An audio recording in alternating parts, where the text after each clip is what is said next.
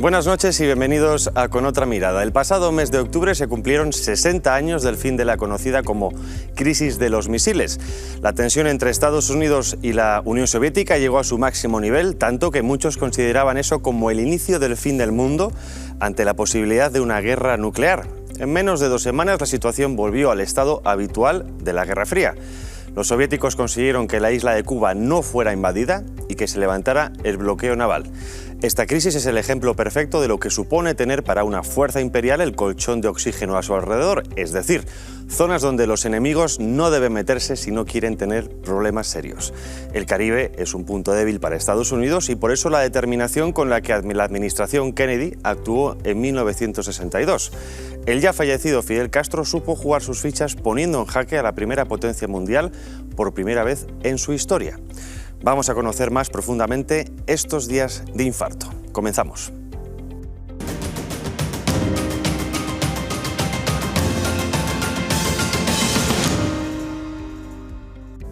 Y para hablar de eso tenemos como invitados esta noche a José María Ballester, periodista del Debate. Muy buenas noches, José María. Buenas noches. Nos conocemos de manera EPP, pero José María de manera oficial.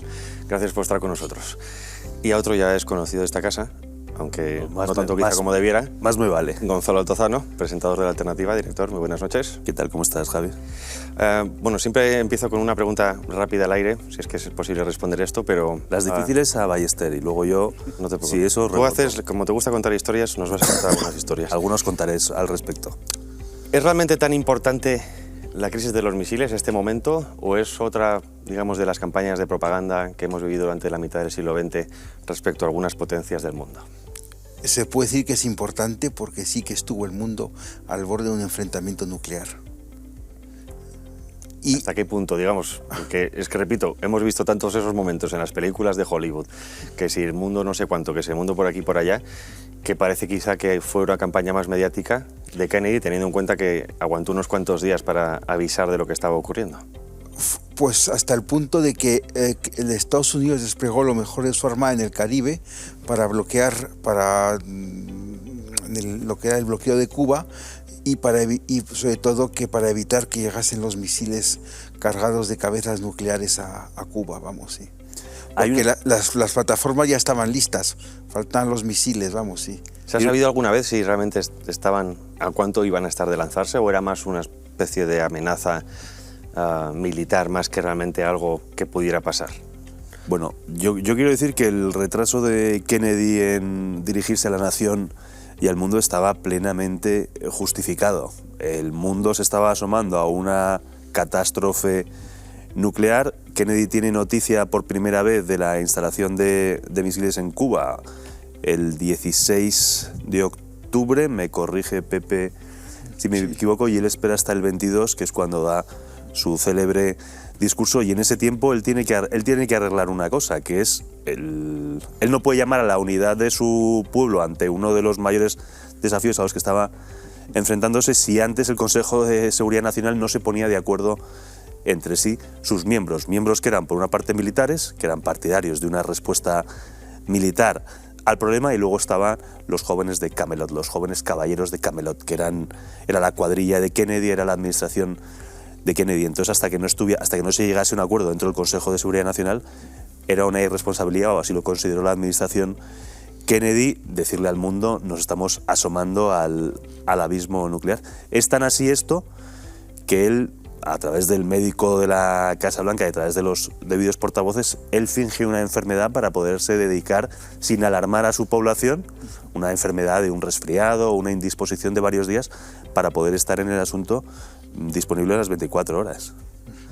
¿Era necesario hacer esa pantomima, me refiero, de la enfermedad? Bueno, quizá teniendo en cuenta que la política a día de hoy es completamente un show, es decir, todos los días los políticos están hablando, aunque no sea para no decir nada.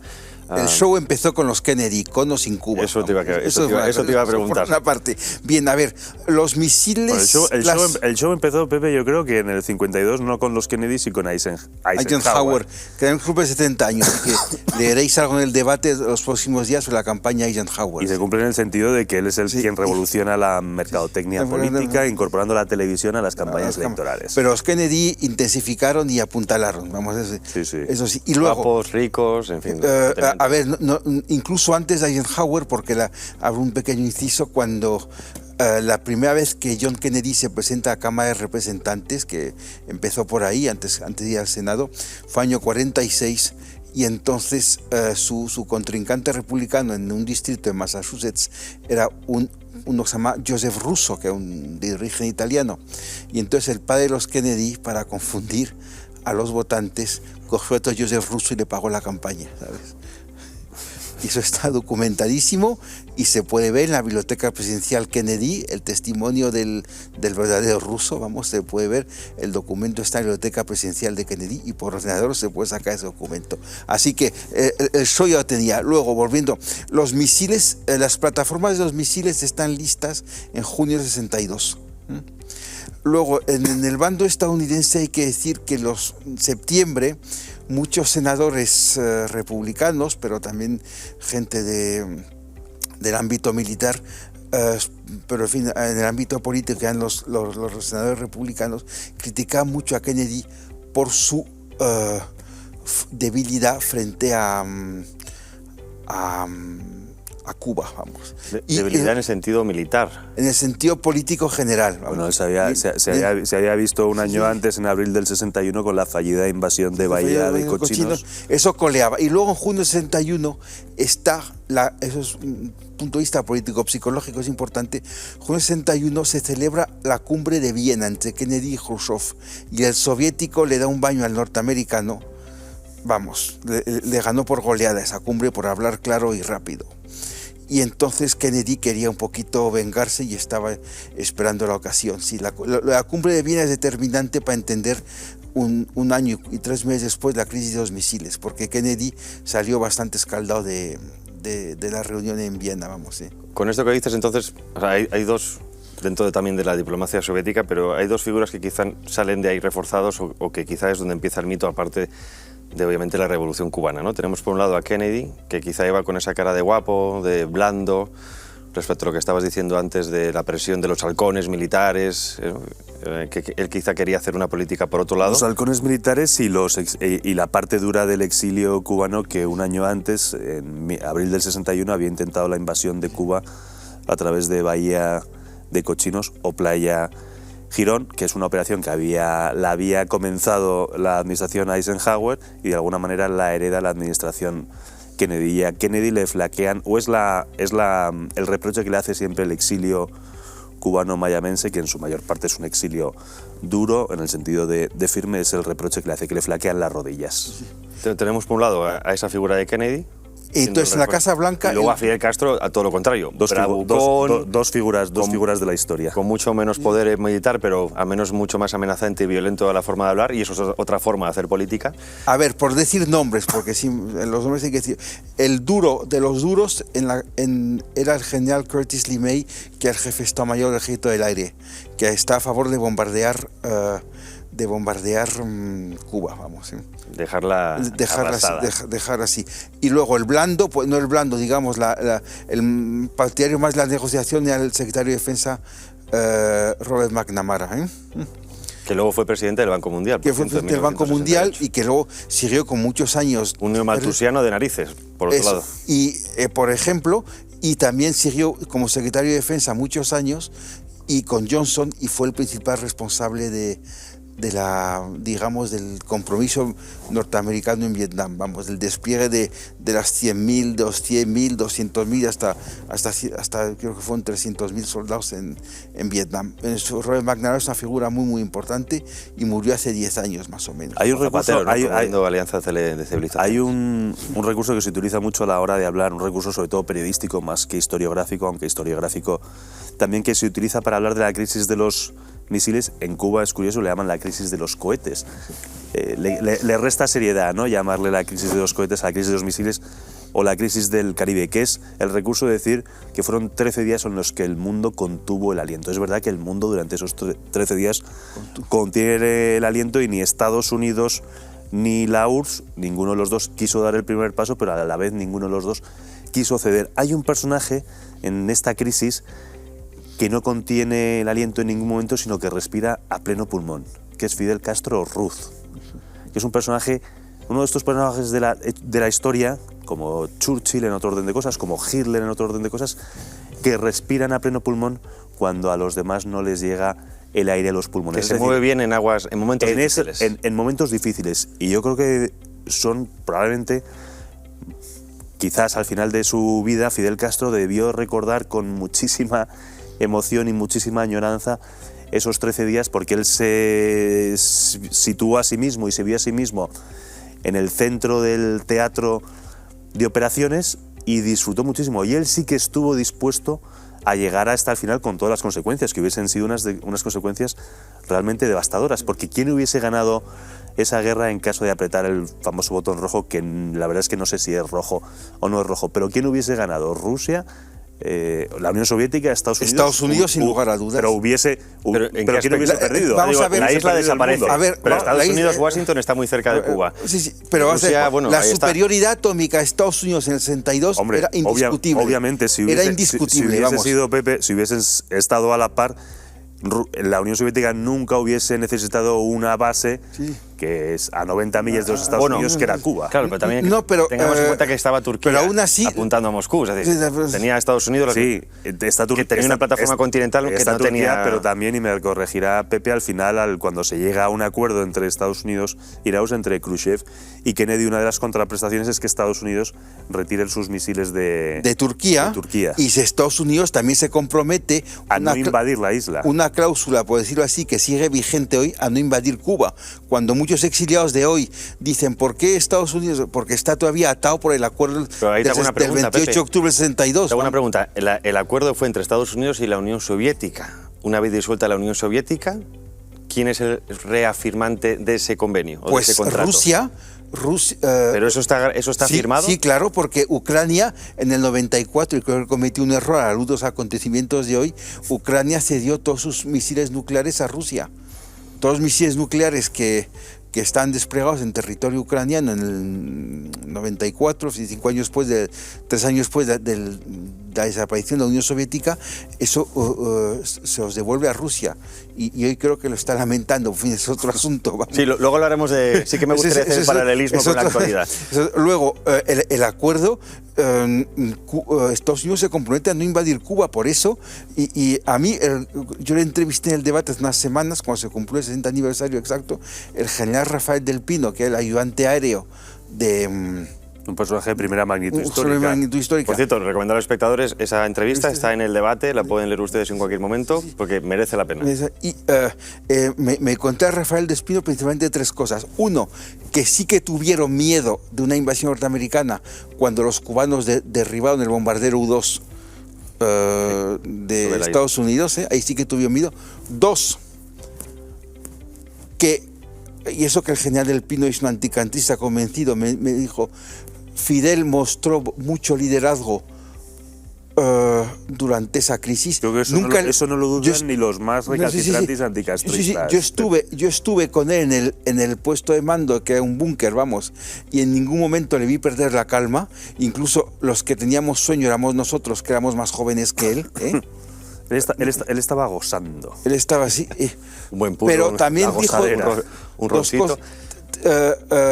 Dijo una tercera cosa, que a partir, digamos, de la primera semana de los famosos 13 días, Fidel ya no pinta absolutamente nada. Khrushchev le ignora completamente. Eso es lo que me dice, es lo que me dijo la persona que estaba al lado, vamos, el general del Pino. Él de alguna manera no perdona eso, el haber perdido el protagonismo durante esos 13 días y se populariza en Cuba a partir de los acuerdos entre la URSS y Estados Unidos, en los que no toma parte Fidel Castro. Se populariza una coplilla, por supuesto fomentada desde el régimen, que es Nikita, por Nikita Khrushchev, Nikita Mariquita, lo que se da no se quita. Eso es una frase muy conocida. Y luego... Eso también puede ser parte de que después del acercamiento posterior que hubo de Fidel, entre otros, hay fotos, lo pueden también ustedes buscar, con la familia Rockefeller, por ejemplo. Es decir, que sí que hubo un acercamiento después entre, no sé si Estados Unidos como país, Estado-nación, pero sí entre ciertas familias con Cuba, bien sea por interés económico o estratégico de alguna manera, para que Cuba también sirviera de tapón de Estados Unidos. Y por la España de Franco. No olvidemos el episodio del embajador Juan Pablo Logendio, vamos. Las relaciones entre la España de Franco y la Cuba de Castro no fueron malas, ¿eh? Exacto. Y cuando se murió Franco... 3 días de luto oficial. 3 días de luto oficial, y cuando Johnson... lo mismo que cuando la reina. No sé si fue un presidente demócrata, no sé si fue Johnson, me parece que le pidió a Franco que suprimiese, un presidente norteamericano, no recuerdo el cual, que le pidió a Franco que suprimiese los vuelos directos entre La Habana y Madrid, los vuelos de Iberia, quiere decir, Franco se negó. No olvidemos que Franco fue el mejor aliado de Estados Unidos, pero nació en una ciudad y en un ambiente muy marcado por la guerra del 98, también eso no se puede olvidar. Sí, y luego pues guerra que por herencia también marca a Fidel Castro, marca realmente a su padre, pero también le marca a Fidel Castro, y a los hermanos Castro. Un soldado español en la guerra de Cuba, el padre de Fidel. Y luego está lo que también me dijo, porque otra entrevista al margen del general del Pino, que es la de Michael Dobbs, autor del libro One Minute to Midnight, que es el libro probablemente más documentado sobre la crisis de los misiles y cuya lectura recomiendo. Me dijo, el vencedor de la crisis fue Fidel Castro, vamos, cuyo régimen sobrevivió y desgraciadamente sigue en pie. Sigue vigente. Una pregunta, ¿quién fue el que dijo la famosa frase, la de general, hemos vengado la memoria del almirante Cervera? ¿Se le atañe a Fidel o se le atañe al Che Guevara? A mí me suena muy apócrifa esa frase. No sé, la he oído alguna vez y la he oído atribuida a unos y a otros y me suena demasiado... Estas frases tan redondas en la historia que dices, esto no pudo suceder tal como lo documentada no la he visto en ningún sitio. Documentada nunca, lo digo porque también es que tiene narices la frase, es decir, ¿no? Pues recordemos todo lo que pasó con Cuba, España, con las mentiras de Estados Unidos, y decir, oiga, seremos comunistas, pero no nos olvidamos, aquí lo pusimos en otro programa, la frase de Fidel Castro, enarbolando la bandera de la hispanidad, de que... ¿no? Eso es importante. Eso puede entenderse mal en un Fidel Castro al que siempre se ha hablado de la sinceridad del marxismo-leninismo de Fidel Castro. Fidel Castro, ante todo, era fidelista. Pero es verdad que después de fidelista era una cosa que era furibundamente anti-norteamericano. Y eso le viene en buena parte de la herencia de su padre, Ángel Castro, que fue un soldado español en la guerra de Cuba, que una vez que termina la guerra y se independiza la isla, él se queda ahí y hace fortuna. Y él sí que se explica a Fidel Castro por su oposición, de una forma casi instintiva, hacia y cómo detestaba a los Estados Unidos. Y eso es lo que explica la biografía de Fidel Castro, creo yo, más que su marxismo-leninismo, que es bastante sobrevenido. Hispanizado, digamos, como todo. Sí. Igual que el fascismo en España nunca existió, fue de esa manera. Sí, fue muy latino, muy... Bueno, hay una nota común con todos los regímenes, que es el de la persecución al disidente y sobre todo el empobrecimiento del país, en términos económicos, que es un país que Fidel Castro se encarga de destruir y a ver cuándo levanta cabezas, algún día levanta cabeza. Ahora que hablamos de Fidel Castro, vamos a escuchar algunas declaraciones de él en ese momento de la época del 62, también antes, para conocer mejor, al menos, qué opinaba al respecto. Con Franco, secretario general de las Naciones Unidas, se efectuaron durante 2 días. Nosotros no hemos renunciado al derecho de poseer los tipos de armas que consideremos convenientes en uso de una atribución soberana de nuestro país. Y nosotros no hemos renunciado a ese derecho. Enarbolando las banderas de las Naciones Unidas, los círculos imperialistas asesinaron al líder del Congo, lo dividieron, lo amordazaron, mataron el espíritu independentista de esa nación. Y Cuba no es el Congo. Ni bajo esa bandera ni bajo ninguna otra podrá venir nadie a inspeccionar nuestro país. Nosotros sabemos lo que hacemos y sabemos cómo debemos defender nuestra integridad y nuestra soberanía.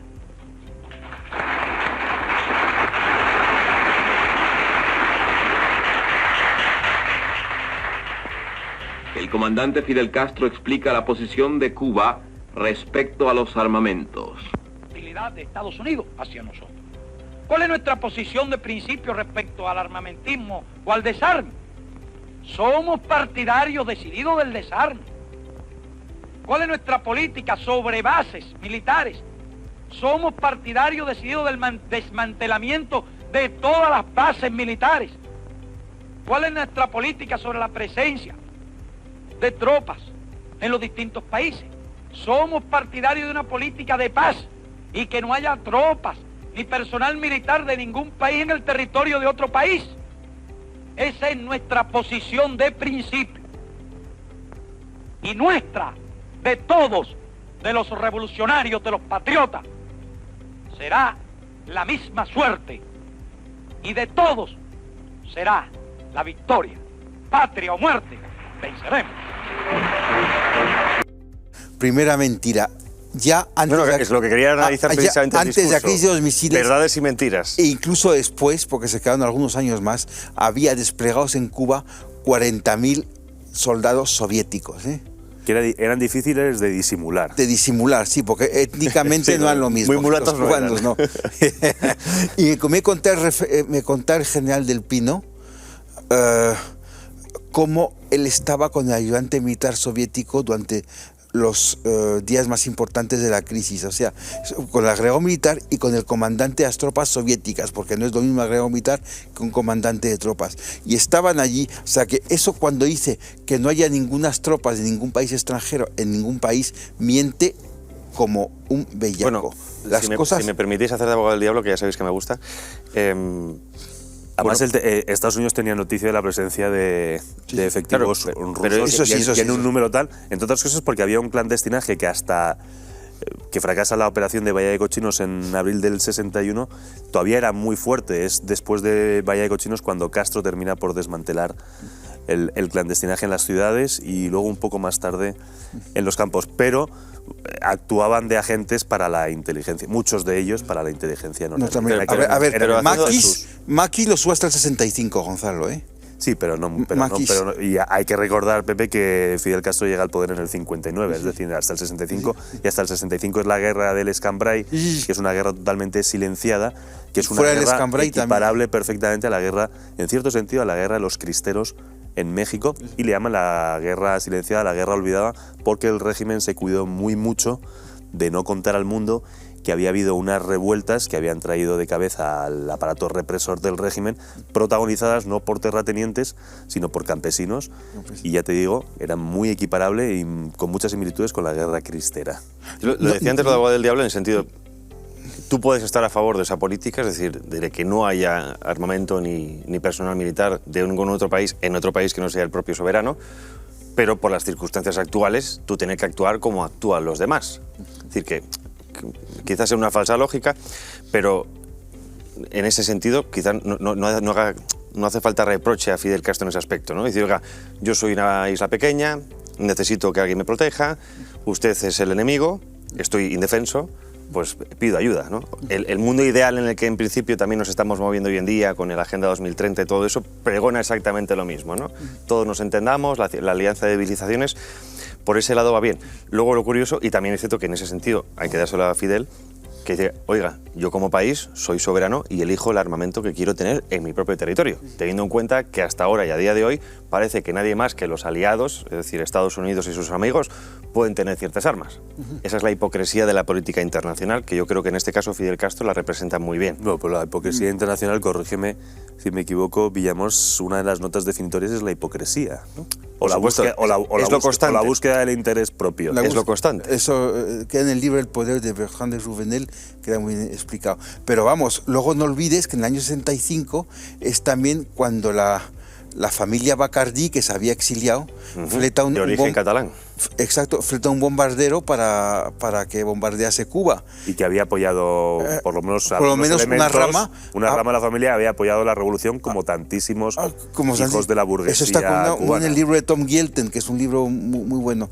Y entonces, luego es a partir de ahí, cuando sobre todo a partir de los misiles, cuando de verdad se endurece el exilio cubano, ¿eh? Es a partir de lo que se llaman los duros de Miami, es ahí cuando empiezan a aparecer. Vamos, ¿Tiene alguna influencia de Batista? Alfa 66. ¿Tiene alguna influencia de Batista en todo esto? O al menos Batista como quizá, aunque estuvo unos años apartado, puede entrevistar a alguien antes de que muriera. Batista tiene, yo creo que en la historia de Cuba, a partir del 1 de enero del 59, 31 de diciembre del 58, cuando escapa en el avión, yo creo que su influencia, por lo menos en el exilio y en la política interna de Cuba, es mínima. Es nula, porque muchos anticastristas fueron antibatista también. Bueno, muchos no, la práctica totalidad. Yo solamente he conocido a uno, Roberto Martín Pérez, que estuvo 30 años en el presidio, fue 30 años preso y 30 años preso plantado, que eran los más duros, que sí que empezó como batistiano, pero terminó siendo antibatistiano. Yo he tratado a muchos exiliados, Pepe lo sabe bien, y exiliados y expresos políticos de la primera hora, es decir, del 59 a partir del 59, y he conocido a muy pocos batistianos. Conocí al edecán de Batista. Yo solo conocí a su hijo, tampoco he conocido a muchos. Alfredo Sadule, pero es difícil que no te encuentras un partido batistiano ni nadie que reivindique... No, es cierto, el hijo criticaba también a su padre en el sentido siendo un personaje de eso, muy interesante y muy fascinante y muy digno de estudio y muy necesitado de una biografía desapasionada. Fíjate, que no la tiene. El hijo en la entrevista me dijo, si mi padre llega a entender lo que se estaba cociendo con las revoluciones, si llega a haber pactado, al menos a nivel sindical, con los comunistas, seguramente jamás lo hubieran echado. Sí, jamás. Y eso, escuchado del hijo, creo que es una frase importante. Si me permitís, antes de continuar con esto, para que los espectadores tengan una imagen, claro, estamos hablando de la crisis de los misiles, Cuba, creo que todos tenemos un poco el mapa en la cabeza, pero vamos a ver en esta gráfica cuál es el verdadero alcance de esos misiles. Ahí podemos ver que desde Cuba, se podía llegar a prácticamente 2/3, 1/3, mínimo 1/3 del continente americano. Hasta el Océano Pacífico. Luego es muy curioso y eso, aspecto, claro, a nivel geopolítico es otro aspecto de la crisis que Dobbs documenta fenomenal en su libro, aunque con alguna carencia, como él mismo reconoció, es el transporte de los misiles, porque unas finalidades, los objetivos del bloqueo era impedir que las cabezas nucleares llegasen a Cuba. Y ahí es también una demostración de la eficacia del bloqueo norteamericano, porque algunos de los misiles venían en buques mercantiles soviéticos y rumanos también, algunos rumanos. Pero, por ejemplo, Estados Unidos falló porque en alguna inspección de buques, porque hubo una inspección de buques en alta mar, no encontró nada, pero en otros sí. Y los soviéticos, por ejemplo, el buque Alexandrovsk desembarcó en una playa secreta, porque sabía que ya que está el bloqueo, pero que aún así la decisión militar de Kennedy de desplegar a lo mejor de su armada en el Caribe fue bastante eficaz, y sobre todo las inspecciones de buques es lo que yo creo, mi opinión, que crea por documentar. Dobbs no lo hace bien del todo, es el único fallo de su libro. Hay que recordar una cosa también, que es el 22 de octubre, cuando Kennedy se dirige a la nación y también al mundo. Él no está hablando de cualquier ataque a suelo norteamericano tendrá su respuesta, está hablando de cualquier ataque a cualquier país del mundo libre. Es decir, cogía mucho más campo que los Estados Unidos. Entonces, de alguna manera se exacerba la polarización del conflicto en ese momento. Es cualquier país que Estados Unidos considerase mundo libre, es decir, no adscrito al bloque soviético, cualquier ataque iba a ser interpretado como un ataque a suelo estadounidense. Y luego también hubo una unidad occidental absoluta, Por la cuenta que traía. Por la cuenta que traía, Incluso que el que podía parecer más reacio, que el general de Gaulle, cuando Kennedy mandó un emisario a París, que al Dean Axon, que era el secretario de Estado de Truman, y Dean Axon despliega en el Elíseo los mapas con la ubicación de los misiles, el general de Gaulle le dice: no hace falta que los despliegue, la palabra Estados Unidos me es suficiente. Y eso, decir, que como lo mismo ocurrió un año antes, 2 meses después de Viena, agosto del 61, con la crisis de Berlín, que desembocó en la construcción del muro, La unidad occidental en ese momento fue total, por los países europeos, pero también por todos los países occidentales no europeos, los aliados de Estados Unidos en Latinoamérica, y pienso en el que podía parecer más frágil, que era la República Dominicana, La República, no ves que el asesinato de Trujillo está todavía muy reciente, y eso fue, la unidad occidental fue absoluta, no hubo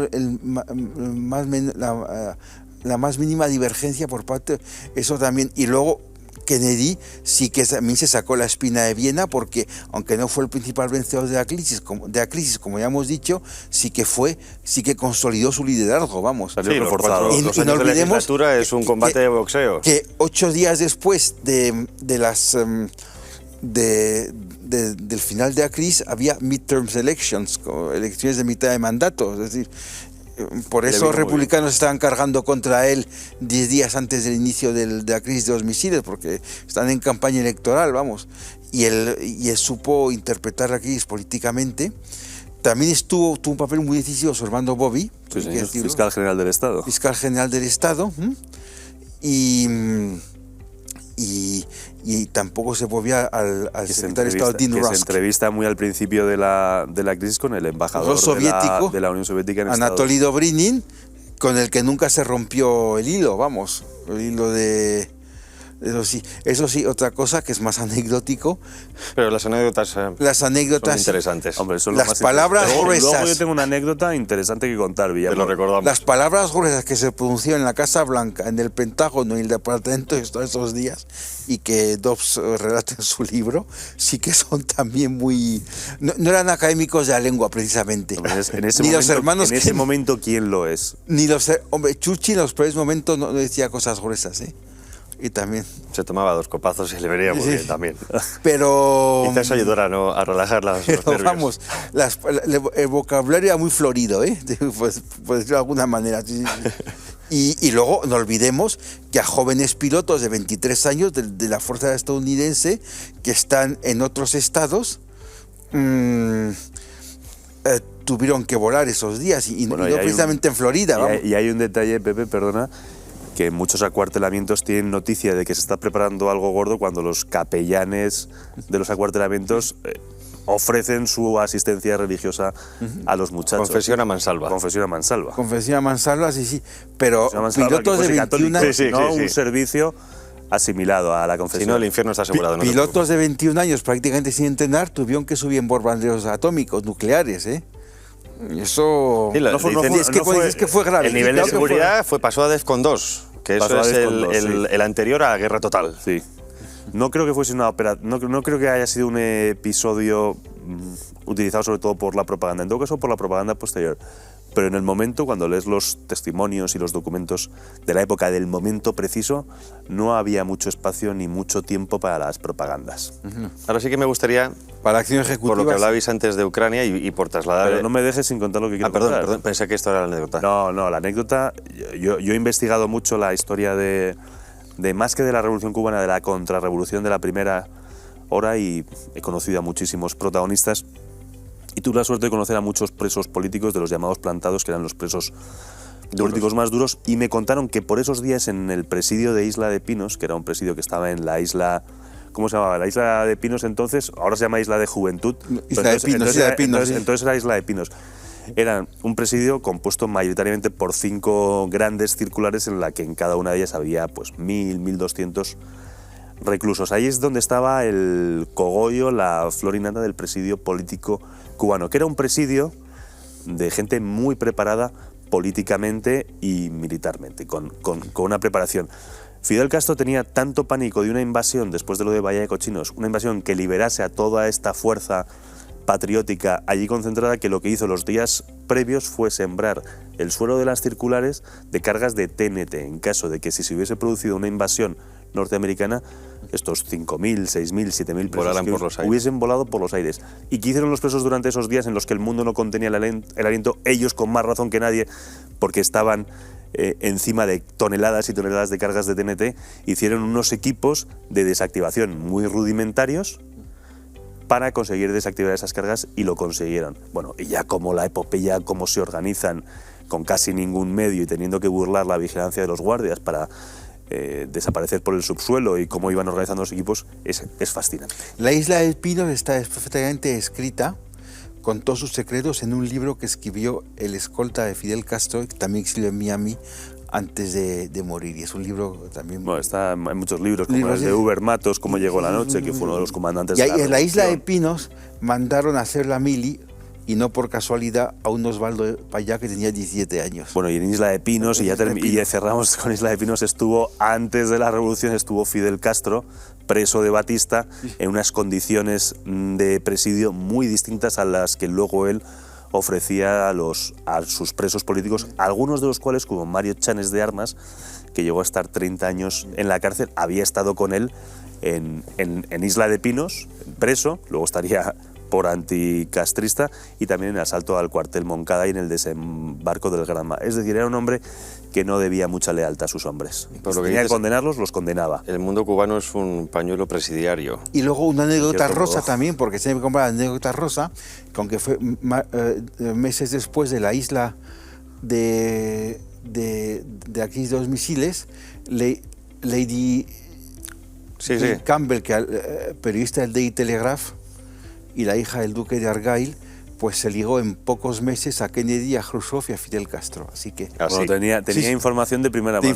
Como diría Villarejo, de primera mano por decirlo bien. Como diría Villarejo, información vaginal. Exacto. Éxito asegurado. Que luego se casó con Norman Mailer, el novelista, vamos, uno de sus numerosos maridos. Nos quedan apenas 3 minutos. Sí que me gustaría hablar muy rápidamente, obviamente, para mentes, de la situación actual. Es decir, volvemos a tener un enfrentamiento, o al menos ahí sí que quizás sea más propagandístico, ya sabéis por dónde voy. Estados Unidos-Rusia, en Ucrania, se nos habla constantemente de la posibilidad de otro conflicto nuclear a nivel masivo, pero parece que todas las alarmas están todas tranquilas, los buques o los submarinos no están, o al menos según dice Estados Unidos, no están donde deberían estar para iniciar ese ataque. ¿Creéis que realmente podemos llegar a vivir con la guerra de Ucrania una situación semejante de tensión mundial como la que se vivió en esos momentos? ¿O estamos ante ese cortina de humo quizá? Yo diga lo que diga Pepe, delego mi respuesta en él. Vale. Bueno, pues empieza tú, así ya sabes cuál es la mía. Yo delego mi respuesta en ti. Bueno, a ver, lo que digas, la hago mía. Al momento de alerta nuclear todavía no hemos llegado. Exacto. Eso es una cosa. Que los medios de comunicación no paran de alertar con eso, con obviamente fake news de alguna manera. Putin no va a dimitir, porque no forma parte de eso. Le tendrán que echar, pero no olvidemos que 2 años después de la crisis de los misiles echaron a Khrushchev. Una conspiración palaciega, kremliniana, vamos. Eso por una parte, no hemos ahí, no hemos llegado a eso por una parte. Pero sí que es la primera vez que se habla de un posible uso de armas tácticas. Es decir, que tampoco me dicen que no te tapes el micro, ábrete los ratos. Me dicen que haya tanto charlatán, vamos. Y luego no olvidemos que aprovechando que el Pisuerga pasa por Ucrania, Kim de Corea del Norte está aprovechando para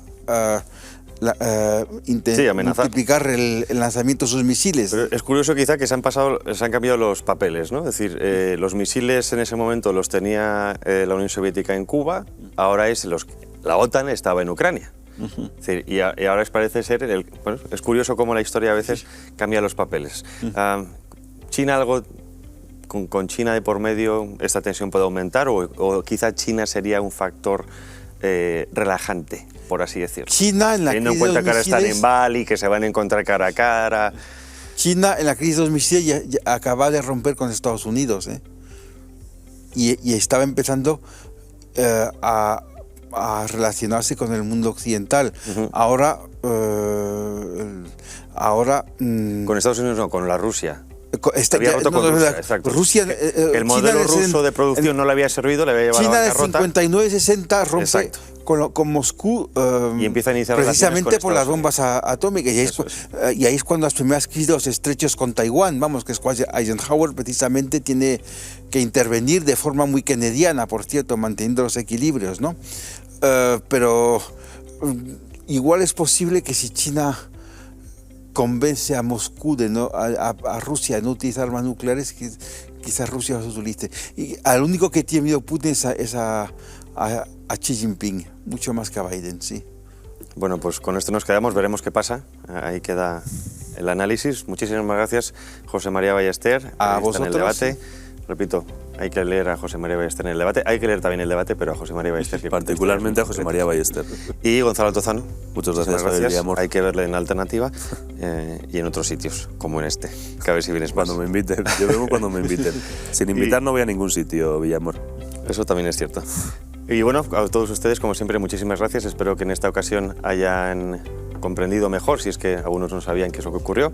Y a continuación, para despedir, les dejamos un pequeño vídeo que resume de una manera gráfica esa crisis de los misiles, que nos lo ha cedido muy amablemente. Desde aquí le damos las gracias a Academia Play. Con guión mío, por cierto. Con guión de Gonzalo Altozano, que siempre tiene que aparecer de por medio. Muchísimas gracias. Hasta la próxima ocasión.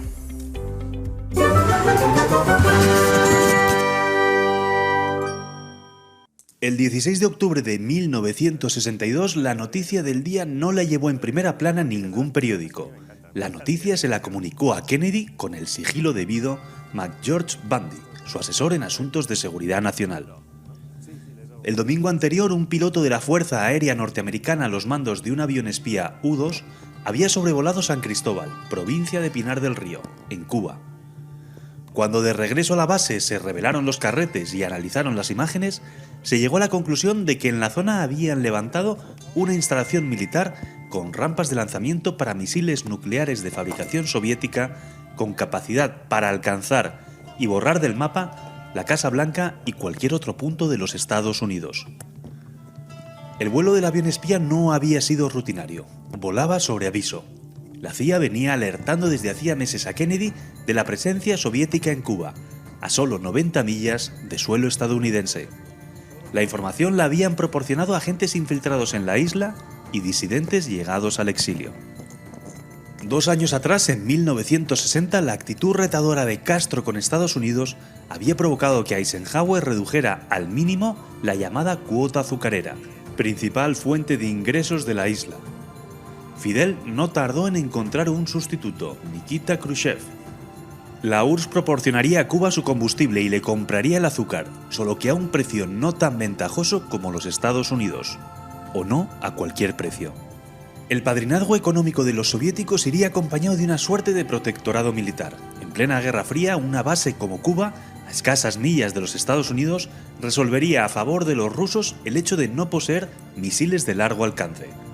Castro, lejos de sentir violada la soberanía de su patria, se adhirió entusiasmado al acuerdo, pues no otra cosa pretendía que unir la suerte de la URSS a la de Cuba frente a Estados Unidos.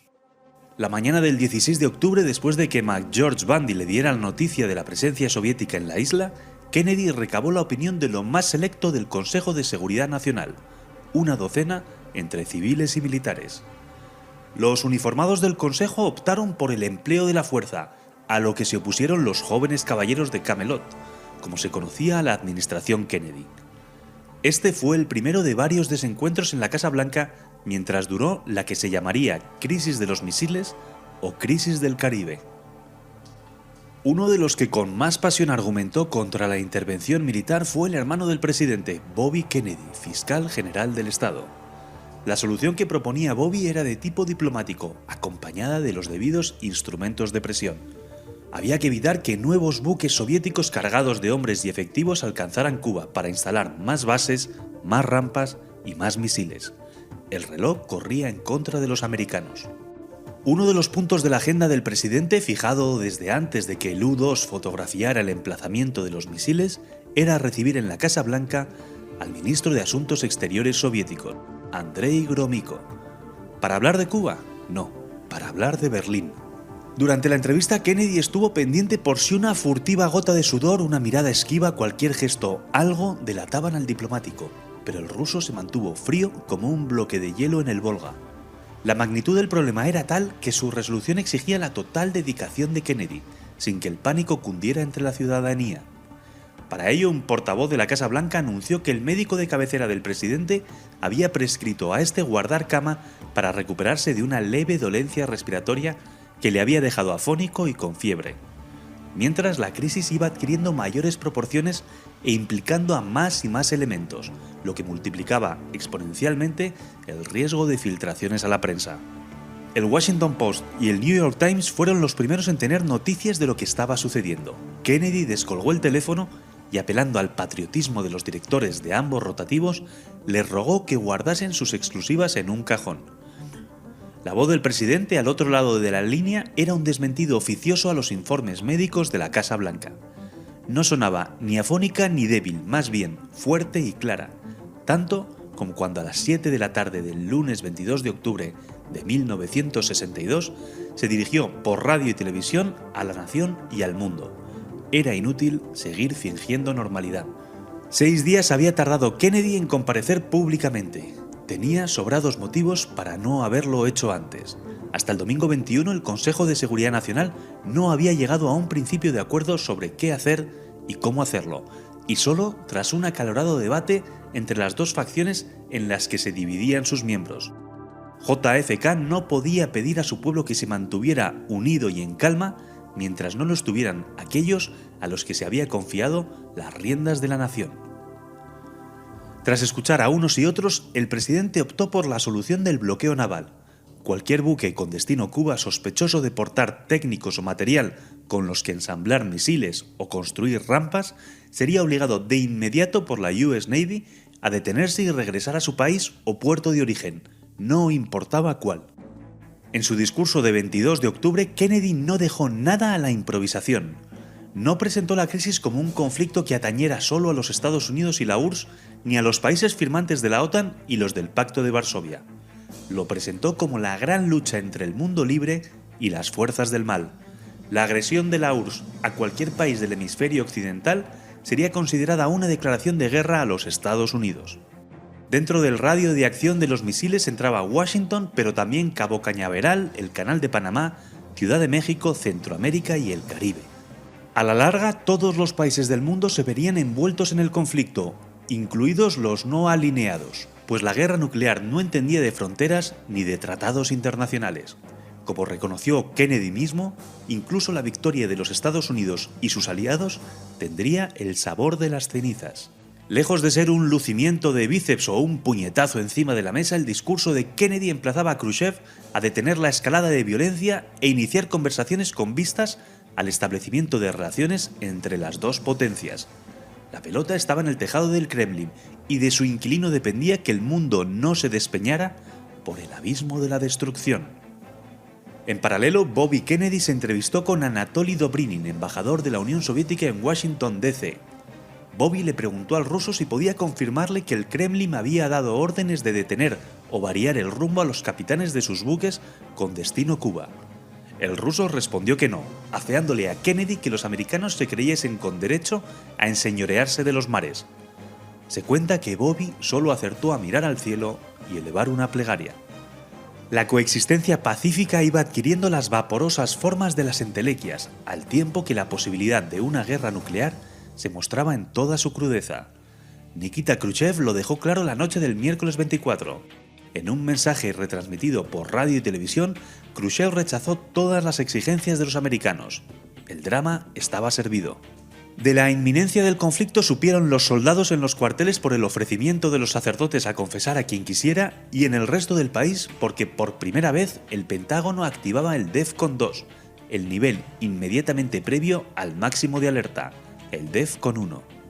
La guerra se dio por inminente cuando la diplomacia constató que no había punto de acuerdo posible entre rusos y americanos. Célebre fue el encontronazo dialéctico el jueves 25 en la sede de Naciones Unidas entre el embajador de los Estados Unidos, Adlai Stevenson, y su homólogo ruso, Valerian Zorin. Stevenson conminó al soviético: ¿niega que la URSS haya instalado bases atómicas en Cuba? Responda sí o no y no espere la traducción. El interrogado rápido contraatacó: no estamos en una corte penal americana, con lo que no contestaré a preguntas propias de un fiscal. Ahí tiene su respuesta. Inmediatamente después, Stevenson le mostró las fotos tomadas por el avión espía U-2 11 días atrás, dejando en evidencia a Zorin. Cuando los 4 jinetes del apocalipsis ya se divisaban en el horizonte y el retumbar de sus caballos se hacía cada vez más nítido, cuando el mundo parecía precipitarse sin remedio al fin de la historia, entonces se obró el milagro. El viernes 26, Nikita Khrushchev hizo llegar al presidente Kennedy una carta con una oferta de esas que no se pueden rechazar: la retirada de los misiles a cambio de que los Estados Unidos se comprometieran a no invadir Cuba. Antes de que el presidente tuviera tiempo de contestar la propuesta, el premier soviético aprovechó para añadir otra al día siguiente, sábado 27, la retirada de los misiles Júpiter que los Estados Unidos tenían en Turquía apuntando a la Unión Soviética. Tras la segunda propuesta llegó la noticia de que un avión U-2 estadounidense había sido derribado sobre Cuba. La tensión no podía ser mayor. La invasión de la isla parecía inminente y con ella el inicio de una guerra nuclear. Pero gracias a la buena diplomacia mostrada entre Bobby Kennedy y Anatoly Dobrinin en una reunión de urgencia se consiguió llegar a una solución pacífica. La firma de la paz no contó con una escenificación al uso. En un lugar entre montañas que daría su nombre al de los acuerdos, con ambos mandatarios perfectamente trajeados, intercambio de bolígrafos y un fuerte y larguísimo apretón de manos ante los reporteros gráficos. El fin de las hostilidades se verificó por la vía de los hechos, con Khrushchev anunciando el desmantelamiento de las bases en Cuba y Kennedy levantando el bloqueo marítimo y ordenando que cesaran los vuelos sobre la isla. Era el 28 de octubre de 1962, el último de los 13 días en que el mundo contuvo el aliento.